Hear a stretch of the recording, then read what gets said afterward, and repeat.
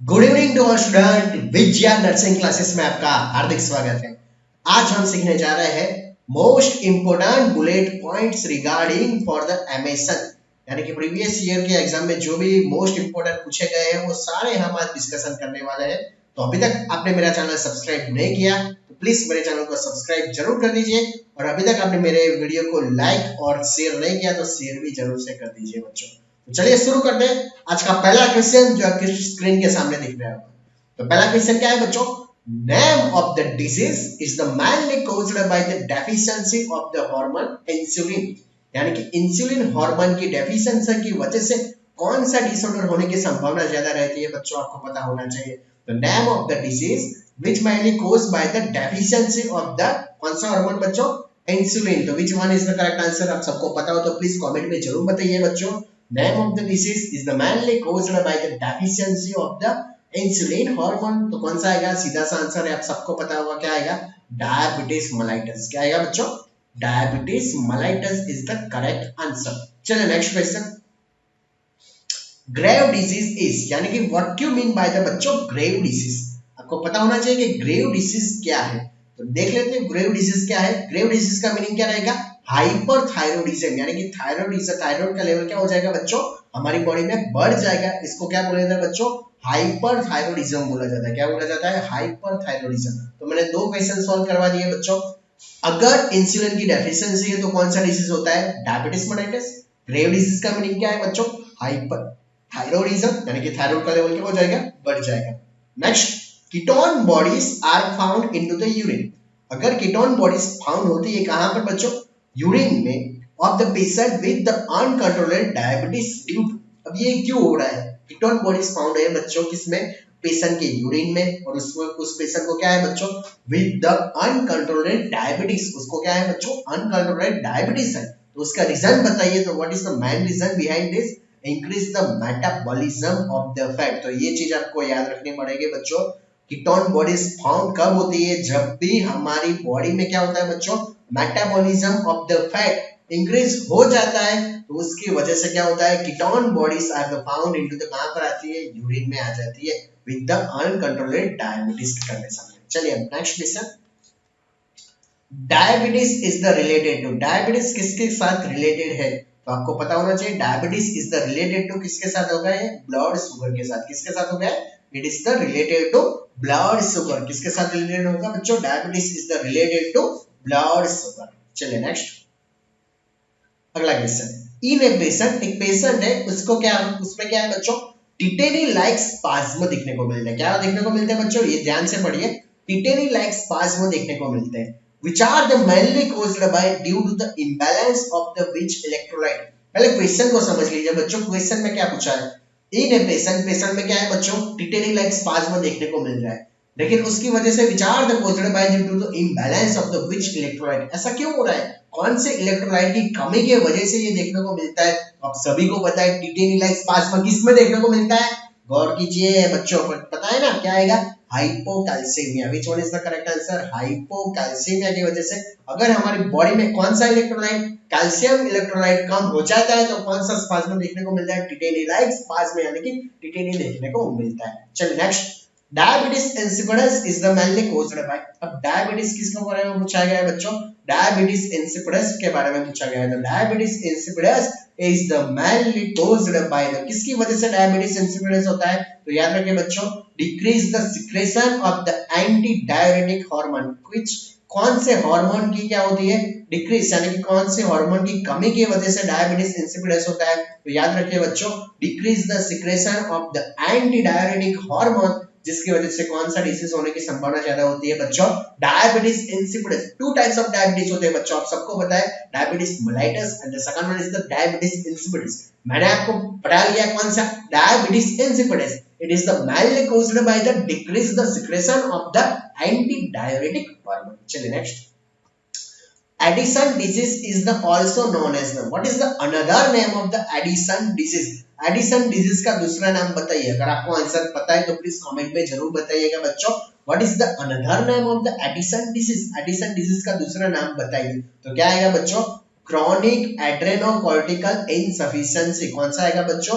Chronic adrenocortical insufficiency is the another name of the, कौन सा आएगा बच्चों, एडिसन डिसीज, यानी कि Addison disease is the also known as the chronic adrenocortical insufficiency बोला जाता है। चलिए next question, hyper secretion of the growth hormone, यानी कि ग्रोथ हार्मोन के क्या होता है, हाइपर सिक्रेशन देखने को मिलता है। क्या देखने को मिलता है, हाइपर यानी कि ज्यादा सिक्रेशन देखने को मिलता है, किसका, ग्रोथ हार्मोन का, after the closure of the epiphyseal plates can cause, यानी कि कौन सी प्लेट, एपिफिजियल प्लेट का क्लोज होने के बाद क्या होता है बच्चों, ग्रोथ हार्मोन का लेवल क्या हो जाता है, बढ़ जाता है। दैट्स व्हाई उसे क्या बोला जाता है, तो याद रखिए बच्चों, गिग्नेटिज्म। क्या बोला जाता है बच्चों, गिग्नेटिज्म बोला जाता है। तो what do mean by the gigantism, तो याद रखिए बच्चे, जब भी हमारी बॉडी में किसका लेवल बढ़ जाता है, ग्रोथ हार्मोन का लेवल यानी कि बढ़ जाता है, hyper secretion of the growth hormone after the closure of the epiphyseal plate can cause the गिग्नेटिज्म।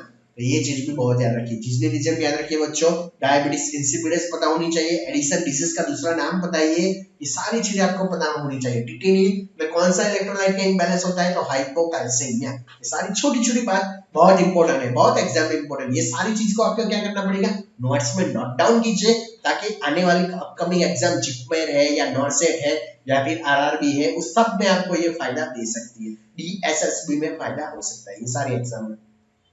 Next, most common complication of the diabetes mellitus, सीधा सा आंसर है, डायबिटीज मेलाइटस वाले पेशेंट को कौन सी कॉम्प्लिकेशन होने की संभावना सबसे ज्यादा रहती है, most common complication of the diabetes mellitus is the, कौन से आएंगे बच्चों, हाइपरग्लाइसेमिया। क्या आएगा बच्चों, हाइपरग्लाइसेमिया। क्या आएगा बच्चों, hyperglycaemia. It is the most common complication of the diabetes mellitus. याद रखिएगा, डायबिटीज मेलाइटस की मोस्ट कॉमन कॉम्प्लिकेशन कौन सी रहेगी, हाइपरग्लाइसेमिया। क्या रहेगी बच्चों, हाइपरग्लाइसेमिया। चलिए नेक्स्ट,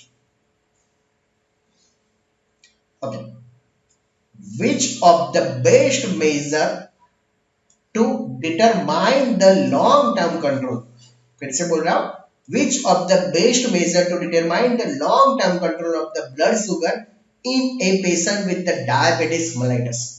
क्या बोल रहा हूं मैं, याद रखें, which of the best measure to determine the long term control of the blood sugar, यानी कि लंबे समय तक क्या है पेशेंट को ब्लड शुगर है, तो उसको मेजर करने के लिए in a patient with diabetes mellitus तो क्या करना चाहिए, तो आप सभी को पता है क्या आंसर आएगा बच्चों, ग्लाइकोसाइलेटेड हीमोग्लोबिन, यानी कि कौन सा टेस्ट करवाएंगे, HbA1c करवाएंगे। ये नाम याद रखना बच्चों, लेकिन क्वेश्चन को फिर से समझिए, which of the best measure to determine the long term, यानी कि लंबे समय तक control of the blood sugar in a patient with the diabetes mellitus, लंबे टाइम तक क्या है, लॉन्ग टर्म का क्या है, control of the blood sugar करना है, और पेशेंट को साथ में क्या है, डायबिटीज मेलाइटस। तो ऐसी कंडीशन में कौन सा प्रेफर करेंगे हम मेजरमेंट, यानी कि डायग्नोस्टिक टेस्ट, तो कौन सा आएगा बच्चों, ग्लाइकोसाइलेटेड हीमोग्लोबिन, यानी कि HbA1c।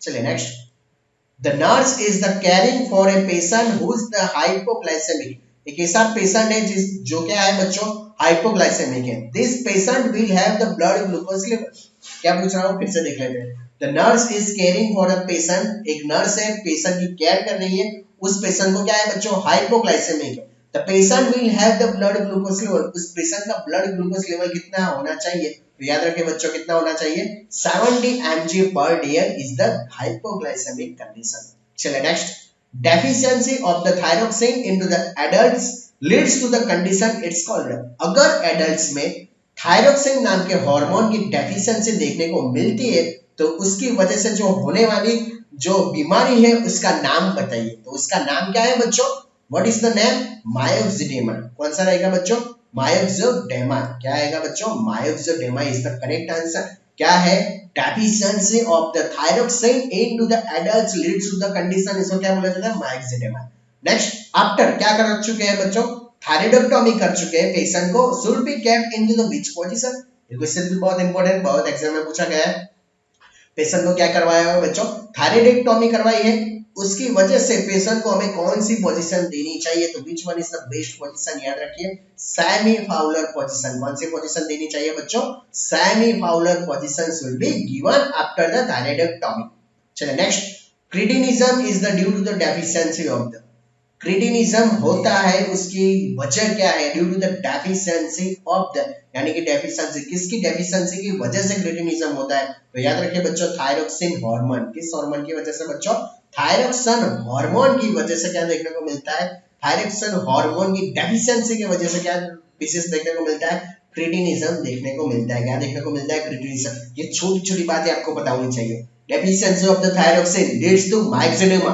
थायरोइडोक्टोमी के बाद क्या करोगे, सनफाउलर पोजीशन दोगे। क्रिटिनिज्म हो रहा है, उसकी वजह क्या है, थायरोक्सिन हार्मोन की कमी है। सारी चीजें आपको पता होनी चाहिए। अगर long term control of the blood sugar है पेशेंट को लंबे समय तक, तो कौन सा मेजरमेंट करेंगे, डायग्नोस्टिक HbA1c। चलिए नेक्स्ट क्वेश्चन आपके स्क्रीन के सामने देखने को मिलेगा। डायबिटिक कोमा, यानी कि डायबिटिक कोमा है पेशेंट को, result from the excessive accumulation of the, सबसे ज्यादा यानी कि एक्सेसिव एक्यूमुलेशन क्या होगा, तब पेशेंट में क्या देखने को मिलता है, डायबिटिक कोमा। तो सीधा सा आंसर क्या, ग्लूकोज, यानी कि intoxicity of the glucose that can leads to the diabetic coma. Next, for health syndrome, कौन सा syndrome, for health syndrome to experience to delay in the physical growth. अब इसका मीनिंग बताया क्या है, फॉर हेल्थ सिंड्रोम है, उसमें क्या देखने को मिलता है, to experience the delay in the physical growth, यानी कि फिजिकल ग्रोथ का क्या होगा, डिले होगा, and the development of the secondary sexual characteristic और द डिलेइंग द प्यूबर्टी। तो याद रखिए बच्चों, फॉर हेल्थ सिंड्रोम का मीनिंग क्या है, उसमें फिजिकल ग्रोथ क्या होगा, डिले होगा, and the development of the secondary sexual characteristic भी क्या हो गए, धीरे धीरे से डेवलप होने कम हो गए, यानी कि डिले हो गए। चलिए नेक्स्ट, प्यूबर्टी डिले हो गए। Renal glycosuria is the seen when the blood sugar level, renal glycosuria कब देखने को मिलता है, कि जब ब्लड शुगर लेवल कितना हो जाए, मोर देन 180 mg, यानी याद रखिए बहुत इंपॉर्टेंट क्वेश्चन है। अगर 180 से ज्यादा हो गया ब्लड शुगर लेवल, तो आपको संभावना किसकी हो सकती है बच्चों, रीनल ग्लाइकोसूरिया होने की संभावना बढ़ जाती है। कौन सा बच्चों, रीनल ग्लाइकोसूरिया होने की वजह हो सकती है, संभावना हो सकती है। Next, who discovered the double helix structure of the deoxyribonucleic acid? क्या पूछ रहा हूं, किसने डिस्कवर किया है, किसका layer, double helix structure of the deoxyribonucleic acid. तो किसने किया था, वाटसन एंड क्रिक ने किया था। किसने किया था बच्चों, याद रखिए, वाटसन एंड क्रिक नाम के जो साइंटिस्ट थे, उसने क्या किया था, डिस्कवर किया था। क्या डिस्कवर किया, double helix structure of the deoxyribonucleic acid. Next, which is the structure that plays the biggest role into the cellular function? कौन सा स्ट्रक्चर है वो जो सबसे ज्यादा इंपॉर्टेंट बिगेस्ट रोल करता है, किसमें, सेलुलर के फंक्शन में, सेल के फंक्शन में। तो कौन सा आएगा बच्चों, nucleus is the correct answer. कौन सा आएगा बच्चों, न्यूक्लियस। नेक्स्ट, चलिए अगला क्वेश्चन आपके स्क्रीन के सामने, decrease in the size of the tissue.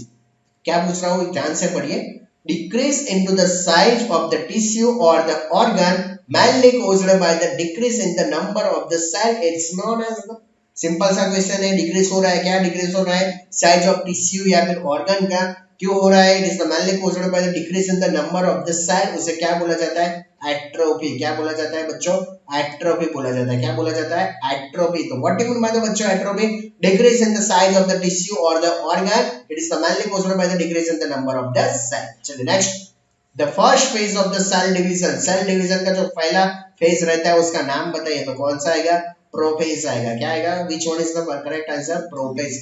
The first phase of the cell division is the कौन सा आएगा बच्चों, प्रोफेज आएगा।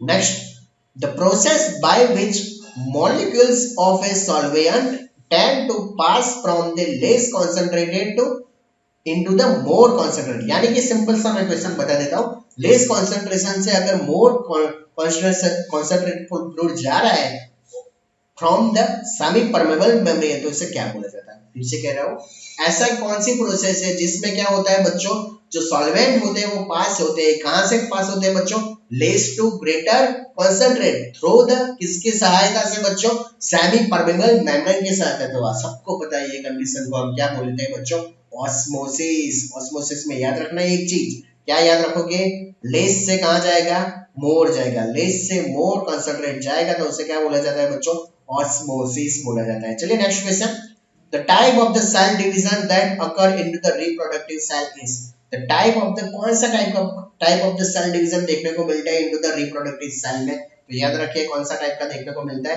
मियोसिस देखने को मिलता है। कौन सा देखने को मिलता है, meiosis is the type of the cell division that occur into the कौन से स्टेज में, रिप्रोडक्टिव सेल।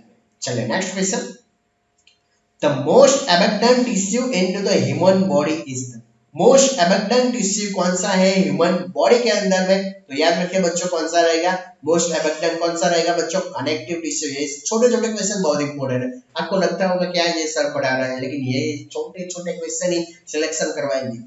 सिंपल सा है, ज्यादा से ज्यादा जो लंबे क्वेश्चन में पढ़ाऊंगा, लेकिन पहले बेसिक तो अपना क्लियर कर दीजिए। अगर आपको पूछ लिया कि most abundant tissue in the human body, आपको उतना सा मालूम नहीं है, तब आपको बुरा लगेगा यार इतना सा मुझे नहीं पता।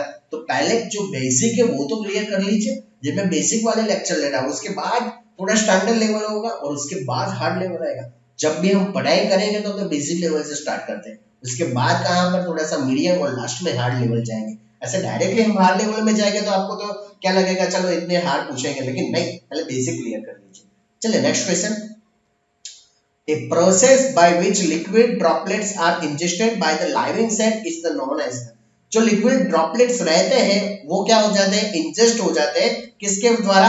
लिविंग सेल, यानी कि जो सेल है उसके द्वारा क्या हो जाते हैं, डाइजेस्ट हो जाते हैं। तो उसको क्या बोला जाता है? पिनोसाइटोसिस बोला जाता है। क्या बोला जाता है बच्चों? पिनोसाइटोसिस। अगर आपको आंसर पता है तो प्लीज कमेंट में जरूर बताइए, ताकि मुझे भी पता चले कि आपको कितना इंटरेस्ट है और कितने लोग मेरे वीडियो देख रहे हैं।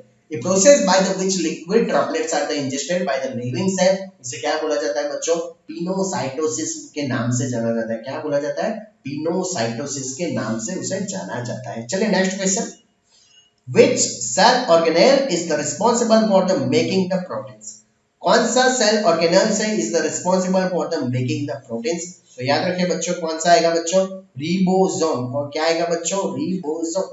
चलिए next. Uncontrolled proliferation of the cell is the known as the, क्या पूछा है? Uncontrolled proliferation of the cell, यानी कंटिन्यू प्रोलिफरेशन हो रहा है सेल का, उसे क्या बोला जाता है? तो याद रखिए बच्चों हाइपरप्लेसिया बोला जाता है। क्या बोला जाता है? हाइपरप्लेसिया। तो what you mean by the hyperplasia? Uncontrolled proliferation of the cell is the known as the hyperplasia. The pathway through which a cell produces the maximum number of the ATP molecules. ऐसा pathway बताइए जिसमें क्या होता है, cell produce करेगा maximum number of the ATP molecules। कौन सा pathway है? The pathway through the which cell produce, यानी कि pathway में कौन सा the pathway through which cell produce, कौन सा सेल प्रोड्यूस करेगा maximum number of the ATP molecules? तो कौन सा आएगा बच्चों? ग्लाइकोलाइसिस। कौन सा आएगा बच्चों? ग्लाइकोलाइसिस। चलिए next question. The cell organelles responsible for the formation of the acrosome into the sperm. Sperm के जो लेवल ऊपर की तरफ जो देखने को मिलता है उसे क्या बोला जाता है बच्चों? एक्रोसोम। तो यानी कि which the cell organelle responsible for the formation of the acrosome? तो कौन सा आएगा बच्चों? Golgi bodies. कौन सा आएगा बच्चों? Golgi bodies. चलिए next. Who is the called power house of the cell, यानी कि power house of the cell को कौन से नाम से जाना जाता है? सबको बताया था, पहले से 12th स्टैंडर्ड से पढ़ते आए। कौन सा आएगा? मिटोकॉन्ड्रिया। क्या आएगा? Mitochondria. Next. The epithelial tissue which lines the urinary bladder. Urinary bladder के अंदर एपिथेलियल टिश्यू की लाइनिंग देखने को मिलती है, उसका नाम बताइए। तो which one is the correct answer? तो कौन सा आएगा बच्चों? ट्रांजिशनल आएगा। क्या आएगा बच्चों? ट्रांजिशनल। चलिए next. Which condition is the also known as the trisomy 21? Trisomy 21 से नाम से जाना जाता है। कौन सी कंडीशन को? तो कौन सी कंडीशन आएगी बच्चों? Down syndrome. कौन सी आएगी बच्चों?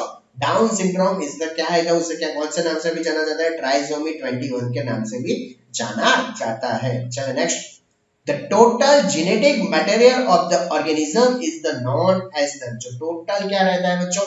जेनेटिक मटेरियल है जो ऑर्गेनिज्म से होता है, तो उसे क्या बोला जाता है? तो याद रखिए बच्चों उसका नाम क्या रहेगा? जीनोम रहेगा। क्या रहेगा बच्चों? जीनोम। तो पता चला total genetic material of an organism is the known as the genome. चलिए नेक्स्ट क्वेश्चन।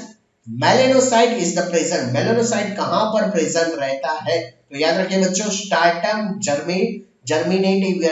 कहां पर प्रेजेंट रहता है बच्चों? स्टार्टम जर्मिनेटिवम, यहां पर मेलानोसाइट प्रेजेंट रहते हैं। Next. The pigment which is the responsible for the color of the skin, हमारी जो स्किन कलर है वो उसका रिस्पॉन्सिबल कौन है? ऐसा कौन सा पिगमेंट है is the responsible for the colour of the skin? तो कौन सा आएगा बच्चों? सभी को पता है कौन सा आएगा? मेलेनिन। मैं फिर से बोल रहा हूँ, छोटे छोटे क्वेश्चन है लेकिन बेसिक क्लियर करिए बच्चों, उसके बाद मैं डिसीज कंडीशन पूरा आपको पढ़ाऊंगा। मैंने F1 के बुलेट पॉइंट का जो बेसिक था वो मैं क्लियर करवा चुका हूँ। एमएसएन है, इसके बाद पीडियाट्रिक लूंगा, उसके बाद कॉम्युनिटी, सारे सब्जेक्ट को लूंगा, तो 1 by 1 आप क्लियर करके जाइए। चलिए next, normal fasting blood sugar level कितना होता है बच्चों? Normal fasting blood sugar level is the 70 to 110 mg पर डी। कितना रहेगा बच्चों? 70 से लेके 110 mg पर D. The most absorption of the insulin occurs in digest. सबसे ज्यादा जो एब्जॉर्प्शन रहता है इंसुलिन का कहां पर होता है? तो याद रखिए बच्चों, कहां पर होगा? एब्डोमिनल में। कहां पर रहेगा बच्चों? एब्डोमिनल में। Next, which of the amino acid is the used for the synthesis of the thyroid hormone? कौन सा अमीनो एसिड है? It is the used for the synthesis of the thyroid hormone. यानी कि which of the amino acid it is mainly used for the synthesis of the thyroid hormone? तो कौन सा आएगा बच्चों? फिनाइलएलेनिन। कौन सा आएगा बच्चों? Phenylalanine is the responsible for the synthesis of the thyroid hormone. चलिए next question, Which hormone maintains the serum calcium level? ऐसा कौन सा हार्मोन है जो क्या मेंटेन करता है? सीरम कैल्शियम लेवल को क्या करता है बच्चों? मेंटेन करता रहता है। तो याद रखिए which hormone maintains the serum calcium level? तो याद रखिए which one is the parathyroid hormone. कौन सा आएगा बच्चों? Parathyroid hormone. तो which hormone is the maintain the serum calcium level? यानी कि सीरम कैल्शियम लेवल कौन मेंटेन करता है? तो बच्चों याद रखिए parathyroid hormone is the maintain the which level is the serum calcium level. Next, which hormone decrease the serum calcium level? ऐसा कौन सा हार्मोन है जो सीरम कैल्शियम लेवल को डिक्रीज करता है? देखिए आप समझने की कोशिश करिए, कौन सा हार्मोन जो मेंटेन करता है? तो पैराथायरॉइड। कैसा हार्मोन जो क्या करता है? डिक्रीज करता है कैल्शियम लेवल को? तो कौन सा आएगा बच्चों? कैल्सिटोनिन। क्या आएगा बच्चों? Calcitonin is the very important. चलिए next, the function of the PTH parathyroid hormone का फंक्शन बता दीजिए। What is the main function of the PTH यानी कि पैराथायरॉइड हार्मोन का मेन फंक्शन क्या है बच्चों? तो सबको पता होना चाहिए। What is the main function of the parathyroid hormone? To maintain the blood calcium level. मैंने अभी पढ़ाया था पीटीएच, ये देखिए which hormone is the maintain the serum calcium, यानी कि सीरम कैल्शियम लेवल को मेंटेन करने का काम कौन करता है बच्चों? तो याद रखिए पैराथायरॉइड हार्मोन करता है। पीटीएच ऑलवेज क्या करता है? इंक्रीज द एब्जॉर्प्शन करता है of the calcium from the intestine. क्या करता है बच्चों? क्या अपने इंटेस्टाइन में से क्या एब्जॉर्ब कर लेता है? कैल्शियम को एब्जॉर्ब करके क्या करता है? मेंटेन करता रहता है। क्या मेंटेन करता है? कैल्शियम को लेवल को देता है। What is the main function of the PTH? तो याद रखिए बच्चों, it is to maintain the blood calcium level, and the PTH is the increase the absorption of the calcium from the intestine, यानी कि intestine में से क्या कर देता है बच्चों? absorption कर लेता है। next, the most important hormone is the secreted by the pineal gland। Pineal gland में से सबसे बढ़िया मोस्ट इंपोर्टेंट हार्मोन सीक्रेट होने वाला है, एक नाम बता दीजिए। तो most important hormone is the secreted by the pineal gland. तो कौन सा आएगा? मेलेटोनिन। कौन सा आएगा बच्चों? मेलेटोनिन। क्या आएगा? Most important hormone is the secreted by the pineal gland. तो कौन सा आएगा बच्चों? मेलेटोनिन। कौन सा आएगा? Melatonin. Next, insulin is the produced by the which type of the cell into the pancreas. ये तो सबको आना चाहिए। इंसुलिन हमारे बॉडी में प्रोड्यूस होता है, लेकिन which type of the cell into the pancreas? तो कौन से टाइप के आएंगे बच्चों? Isolate cell. कौन सा आएगा बच्चों? आइसोलेट। ये क्वेश्चन मैं फिर से पढ़ा रहा हूं क्योंकि बहुत इंपॉर्टेंट है। चलिए पीटीएच के बारे में सीख लेते हैं। कौन सा हार्मोन मेंटेन करता है सीरम कैल्शियम लेवल को? पैराथायरॉइड। कौन सा हार्मोन डिक्रीज करता है कैल्शियम को? Calcitonin. What is the function of the PTH? To maintain the blood calcium level. कैसे? तो क्या करेगा पीटीएच? एब्जॉर्प्शन करेगा किसका? कैल्शियम का। कहां से? From the intestine. The most important hormone secreted by the pineal gland। pineal gland से जो हार्मोन सीक्रेट होता है उसका नाम बता दीजिए। तो कौन सा आएगा? मेलेटोनिन। इंसुलिन प्रोड्यूस होता है, लेकिन कहां से होता है? पैंक्रियास के कौन से टाइप के सेल में? आइसोलेट सेल में। चलिए next question, glucocorticoids and the mineralocorticoids are the secreted by the. बहुत इंपॉर्टेंट क्वेश्चन है बच्चों। Glucocorticoids and the second one is the mineralocorticoids are the secreted by the adrenal gland। कौन सी gland से secret होता है बच्चों? याद रखिए adrenal gland। चलिए next, which is the both endocrine and exocrine gland। बहुत इंपॉर्टेंट क्वेश्चन है। मास्टर ग्लैंड किसे बोला जाता है? तो कौन सा आएगा? पैंक्रियास। पैंक्रियास एक ऐसी है, उसे ग्लैंड है जिसे हम क्या बोलते हैं बच्चों? एंडोक्राइन भी बोल सकते हैं और क्या बोल सकते हैं उसको? एक्सोक्राइन भी बोल सकते हैं, यानी कि बोथ है। एंडोक्राइन एंड एक्सोक्राइन, उसे क्या बोलते हैं? Pancreas. Next, the primary action of the parathyroid hormone. मैंने अभी पढ़ा लिया, बहुत पढ़ा चुका हूं। प्राइमरी एक्शन क्या रहेगी बच्चों? तो increase the level of the calcium, यानी कि मेंटेन करता रहेगा कैल्शियम के लेवल को, वो कौन आएगा, पैराथायरॉयड हार्मोन। कौन आएगा बच्चों, पैराथायरॉयड हार्मोन। तो पता चला, the primary action of the parathyroid hormone is the क्या है, to increase the level of the calcium. उसे क्या बोला जाता है, यानी कि वो कौन करता है, पैराथायरॉयड हार्मोन। चलिए next, chemical messenger synthesized and secreted by the endocrine gland.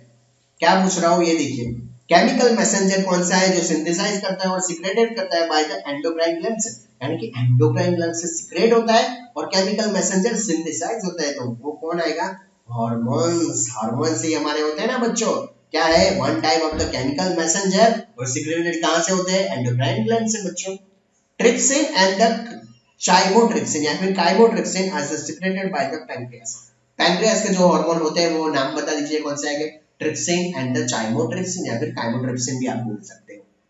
चल नेक्स्ट, थायराइड हार्मोन की एक्शन बता दीजिए। What is the main function of the thyroid hormone. Thyroid hormone क्या करता है हमारी बॉडी में, तो increase the basal metabolic rate. ये क्वेश्चन बहुत एग्जाम में पूछा गया है, क्या करता है, increase the basal metabolic rate. वो कौन करता है, तो बच्चों कौन करता है, हमारा थायराइड हार्मोन। यानी कि आपको पता है ना, थायराइड हार्मोन बहुत ही, अगर बढ़ जाए तो बीएमआर भी बढ़ जाता है, कम हो जाए तो बीएमआर भी क्या हो जाएगा, कम हो जाएगा। तो थायराइड हार्मोन का काम क्या रहेगा, always increase the basal metabolic rate. चलिए next, breakdown of the glycogen to the glucose is the known as. Breakdown होता है, क्या होता है ब्रेकडाउन, ग्लाइकोजन का कहां से होता है, glycogen into convert into the glucose is the known as. यानी कि breakdown of the glycogen to the glucose is the known as. उसका नाम क्या है बच्चों, तो याद रखिए बच्चों, ग्लाइकोजिनोलाइसिस कंडीशन बोला जाता है। कौन सी कंडीशन बोला जाता है, ग्लाइकोजिनोलाइसिस बोला जाता है। Breakdown of the glycogen into the कहां पर होता है, ग्लूकोज, तो उसे क्या बोला जाता है, glycogenolysis. The disease occurring due to the thyroid and the iodine deficiency. Thyroid और आयोडीन की डेफिशिएंसी की वजह से जो डिसीज होता है उसका नाम बताइए। तो which disease is the occurring for the due to the thyroid and the iodine deficiency is the कौन सा आएगा, गोइटर। आप सबको पता है क्या आएगा, goiter is the correct answer. The disease occurring due to the thyroid and iodine deficiency, यानी कि थायराइड और आयोडीन की डेफिशिएंसी के वजह से होने वाला रोग यानी कि डिसीज का नाम बताइए, तो कौन सा आएगा बच्चों, goiter is the correct answer. It is the transparent membrane that focus the light that enter the eyes to the retina. समझ में आया, किसका क्वेश्चन है, आई के रिलेटेड है। एक ट्रांसपेरेंट मेम्ब्रेन हमारे आईज में देखने को मिलता है, वो क्या करता है, दैट फोकस यानी कि लाइट पे फोकस करता है और एंटर कहां पर होता है बच्चों, आईज के रेटिना के पार्ट्स में। तो वो क्या है, उसका नाम आप सबको पता होना चाहिए, कौन सा आएगा बच्चों, कॉर्निया। कॉर्निया एक ट्रांसपेरेंट लेयर है बच्चों, वो क्या फोकस कर रहा है, लाइट को फोकस करेगा और enter the eyes into the retina. चलो next, leading cause of the blindness in India. बहुत ही कॉमन क्वेश्चन है, ब्लाइंडनेस हो रहा है तो उसकी वजह क्या है बच्चों, what is the leading cause of the blindness into the India, cataract. क्या रहेगा आंसर बच्चों, कैटरेक्ट की वजह से, यानी कि cataract is the leading cause of the blindness into the India. तो ये बहुत इंपॉर्टेंट है हमारे देश में, यानी कि इंडिया में क्या होता है, बहुत ज्यादा ब्लाइंडनेस होने की संभावना बढ़ गई है, क्यों हो गई है, what is the main leading cause, तो कौन सा आएगा बच्चों, कैटरेक्ट। नेक्स्ट, इथेन ट्रांसपेरेंट म्यूकस मेम्ब्रेन। चलो मैंने अभी एक ट्रांसपेरेंट मेम्ब्रेन का क्वेश्चन तो सॉल्व करवा दिया, वो क्या था बच्चों, कॉर्निया। अब दूसरा देखिए, इथेन ट्रांसपेरेंट म्यूकस मेम्ब्रेन है that cover the inner surface of the eyelid. यानी कि क्या है बच्चों, एक ट्रांसपेरेंट म्यूकस मेम्ब्रेन है, वो क्या करता है, कवर करता है, क्या कवर करता है, इनर सरफेस को कवर करता है। कौन, किसकी इनर सरफेस की, आईलिड्स, जो inner surface of the eyelids and the anterior surface of the eye is a thin transparent mucous membrane है, वो क्या करता है, that cover the inner surface of the eyelids and the anterior surface of the eye. उसे क्या बोला जाता है बच्चों, कंजक्टिवा। क्या बोला जाता है बच्चों, कंजक्टिवा। तो याद रखिए बच्चों, इथेन ट्रांसपेरेंट म्यूकस मेम्ब्रेन है जो कवर क्या करता है, हमारी आईलिड्स की इनर सरफेस को कवर करता है और एंटीरियर सरफेस को कवर करता है। तो उसे क्या बोला जाता है बच्चों, कंजक्टिवा। क्या बोला जाता है बच्चों, कंजक्टिवा उसे बोला जाता है। Next, crossing over the optic nerve into the cranial cavity, उसे क्या बोला जाता है, क्या बोल रहा है, crossing over the optic nerve into the cranial cavity. यानी कि क्रेनियल कैविटी में से क्या, ऑप्टिक नर्व को क्या करता है, क्रॉसिंग, तो उसे क्या बोला जाता है बच्चों, ऑप्टिक लेजमा बोला जाता है। ये क्वेश्चन भी इंपॉर्टेंट है, क्या बोला जाता है बच्चों, ऑप्टिक लेजेमा उसे बोला जाता है, क्या बोला जाता है? ऑप्टिक लेजेमा के नाम से जाना जाता है। तो what you mean by the optic chiasma? अगर पूछा जाए तो क्या आएगा बच्चों? Crossing over the optic nerve into the cranial cavity is the known as the optic chiasma. Next question, while installing the ear drops into the adult client the pinna of the ear should pull। जब भी हम installation drop यानी कि year drop डालते हैं adult में, तो हमें कहां से यानी कि कैसे, which is the best position for the पीना ऑफ द ईयर, यानी कि कैसे डालेंगे? तो अपवर्ड और बैकवर्ड। पहले कान की जो पीना होती है उसको क्या करेंगे? अपवर्ड करेंगे और उसके बाद क्या करेंगे? बैकवर्ड। पता चला? अपवर्ड खींचिए और उसके बाद backward. It is the best method for the year installation into the adult. The Adam's apple is the form by, जो Adam's apple होता है वो फॉर्म किसकी वजह से, यानी कि कौन से, किसकी मदद से वो फॉर्म होता है? तो याद रखिए it is the thyroid cartilage. क्या आएगा बच्चों आंसर? Thyroid cartilage. क्या आएगा बच्चों? थायराइड कार्टिलेज की मदद से क्या होता है? एडम्स एप्पल का क्या होता है? फॉर्मेशन होता है। क्या होता है बच्चों? एडम्स एप्पल का फॉर्मेशन होता है। Next, which maneuver used to remove the foreign body airway obstruction? Foreign body अगर कुछ हो, मुंह में निकल गया है, तो उसको रिमूव करने के लिए हमें कौन सा मैन्यूअर यूज करना चाहिए? तो याद रखिए बच्चों, हेम्ब्लिच मैन्यूअर। कौन सा मैन्यूअर?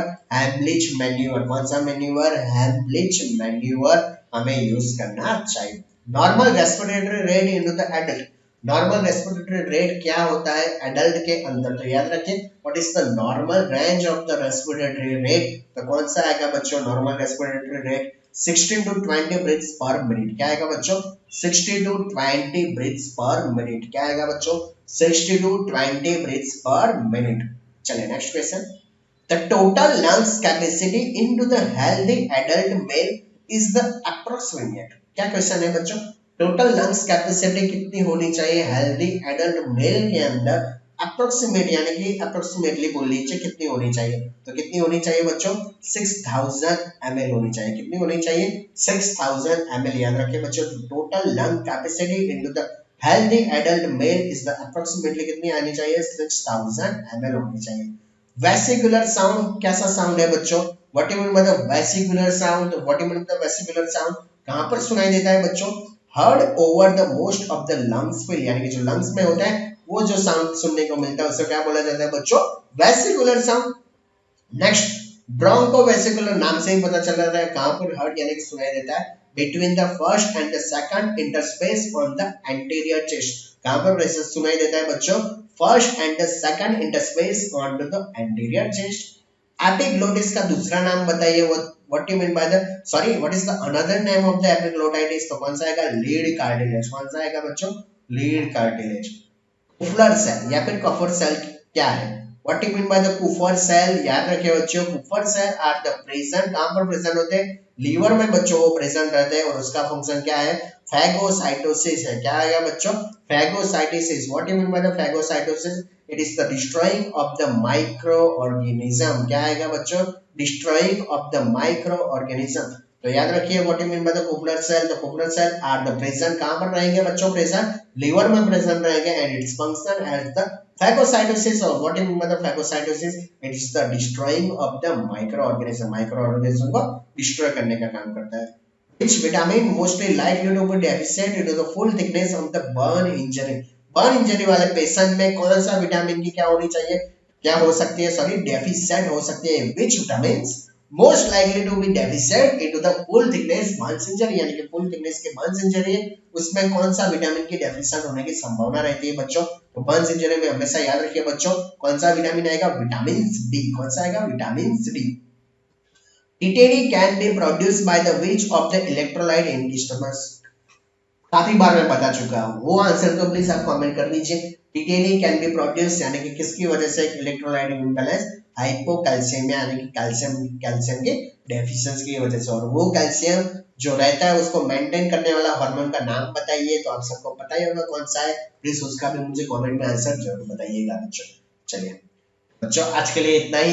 आज का लेक्चर कैसा लगा आपको? प्लीज लाइक कमेंट और शेयर जरूर कर दीजिए। और अभी तक आपने मेरे चैनल को सब्सक्राइब नहीं किया तो सब्सक्राइब जरूर कर दीजिए। और हाँ, मैंने FON के बुलेट्स पॉइंट भी पढ़ा लिए और दूसरा जो पॉइंट था आज का MSN का भी बुलेट्स पॉइंट मैंने कंप्लीट करवा दिया है।